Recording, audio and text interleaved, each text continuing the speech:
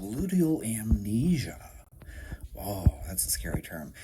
I'm going to start this off, though, explaining some background and some thoughts on this. So, I have this belief, and I know it's a really terrible belief of me to have, that the athlete is always right. And what I mean by that, okay, is that if my athlete tells me this hurts, then it probably hurts. Now, is there something like malingering? Could people be pretending that something hurts so they can get out of training? Sure. But when I have a serious athlete and this is how they make their living and they're like, dude, my back hurts, I'm like, I bet it does. I don't have a reason to not believe you. And the other thing to this is that I say the athlete is always right. And so if we're doing a program and the athlete's getting weaker or slower, then obviously the program is wrong and the athlete is right. So this is a pretty simple thing. I think it's rather obvious. But people act like I'm crazy for saying this, that, hey, if your program makes the athlete weaker or slower, your program sucks. And people are like, no, my program is great. Yeah, well, this is kind of like the whole thing of like, if your theory doesn't actually pan out in practice, then your theory is wrong. Like if your observation in the real world doesn't match what your theory was, then you need to change your theory. It's not that the world and reality are wrong, it's that your theory is wrong. So, gluteal amnesia. What a weird thing for me to get involved in. I commented on a post and it blew up into this bizarre thing where I had people attacking me, and I love it because I'm a nobody and people with thousands, tens of thousands of followers will attack me as if I'm somebody of consequence. Or maybe I just presented an argument that made your argument look bad. I don't know. Anyways, gluteal amnesia, what is that? Oh, well, your glutes forget how to work. Not really, okay?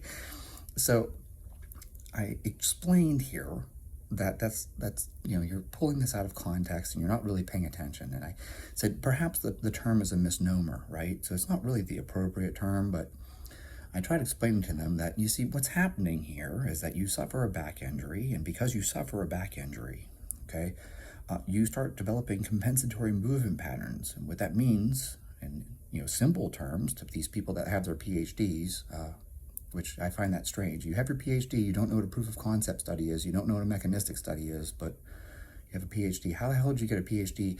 Anyways, so you suffer a back injury, and because you have pain, you find ways to move that don't trigger your pain. Compensatory movement pattern, right? So I move in a way that avoids triggering my pain.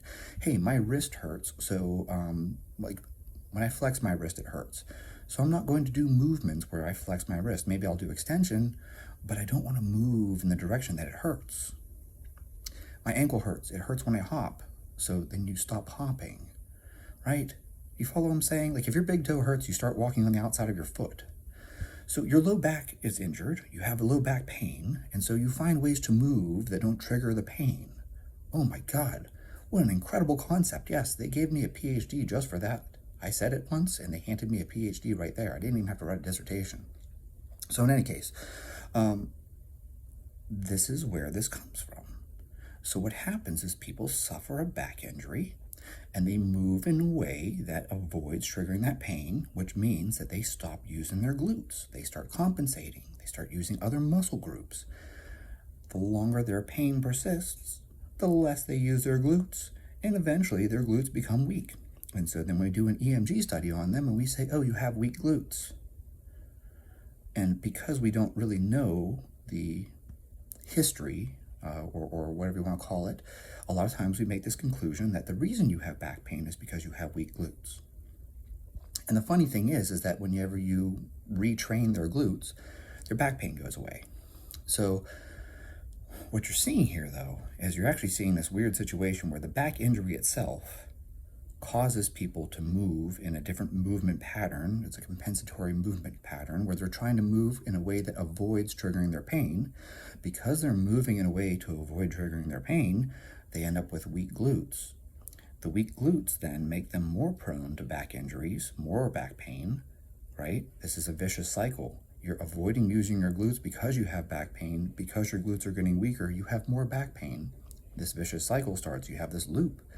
And then eventually we get these patients and we say, hey, let's re-strengthen your glutes, and suddenly their back pain goes away. So then we make the conclusion, well, you had weak glutes, that's why you had back pain. Strengthening your glutes got rid of your back pain. But what really happened is this big feedback loop where the back injury itself occurred first, then the weak glutes happened because you were moving in a way to avoid triggering your pain, and now, on a long enough timeline, the back injury itself actually healed. But now you're left with this situation where the glutes have atrophied from not using them, which causes you to have back pain. So now addressing the glutes fixes the back pain that you currently have. Everything started with a back injury, though, initially, which then led you to this whole loop. It's a vicious cycle. And you would think that when I explain this to a physical therapist, they would be like, yeah, that's a really good point.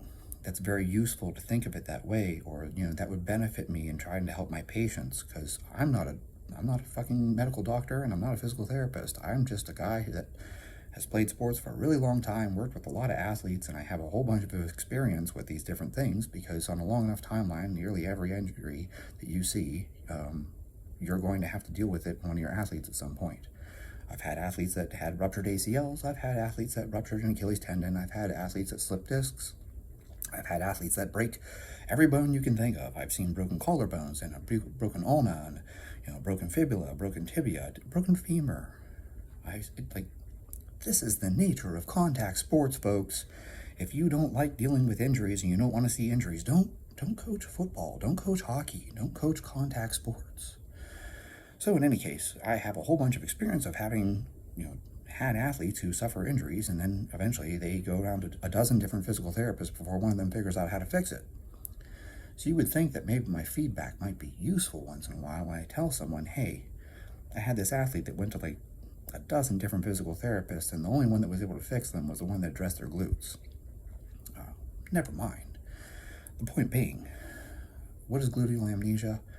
Well, it's not really a great term, because you don't forget how to use your glutes, and they don't turn off, right? So I understand the hang up that people are like, that's the wrong term to use. But you know what?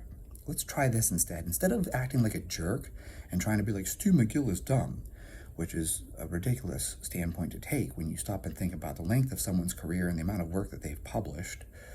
Because you disagree with this person on one thing, that means everything they've ever done is wrong. God, if only it was that simple. I hope no one ever looks at me and says, hey man, 20 years ago you were wrong about this one thing, so all the other work you did is also wrong just by default. I'm sure someone will do that to me, but I think that that's really foolish. The point being here, okay, maybe it's not a perfect term, maybe it's a misnomer, maybe it's not the right term to really describe what's happening, but it's close enough. And if you're an intelligent person with an IQ that's at least double digits, maybe 3 digits, but I would think 2 digits is probably sufficient, that you could sit here and look at this and be like, that might not be the right word for it, but I understand what's happening. Like, you don't have to be that intelligent to sit there and say, hey, what's this person trying to say? It just takes a moment of your time to stop and think about this, and maybe you're like, oh, well, that might not be the best word for it, but I understand what you're trying to convey. And at that point, suddenly you realize that this person is observing something that's worth you taking note of. But, what do I know? It's more important to have 10,000 followers or 60,000 followers or 100,000 followers and, call yourself doctor whatever the fuck you are, because you have a DPT, and, talk down to people and act like everyone else is dumb and you have all the answers. Because why would you ever attempt to actually be helpful? Hey, folks, I'm going to start saying this more often. You can be smart, or rather, you can sound smart, or you can be helpful. Okay? So you can talk down to people and sound smart, or you can actually be helpful. It's up to you. I know which one I'm choosing.